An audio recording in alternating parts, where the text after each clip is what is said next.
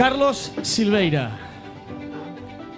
Eren les 4 del matí i en Carlos es movia entre les ombres de la nit com un ballarí expert que es desplaça pel seu propi escenari.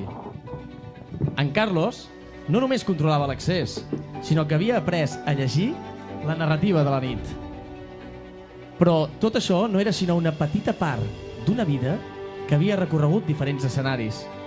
El món del cinema, del bàsquet professional i de les arts marcials s'apleguen i convergeixen en la personalitat del nostre invitat d'avui.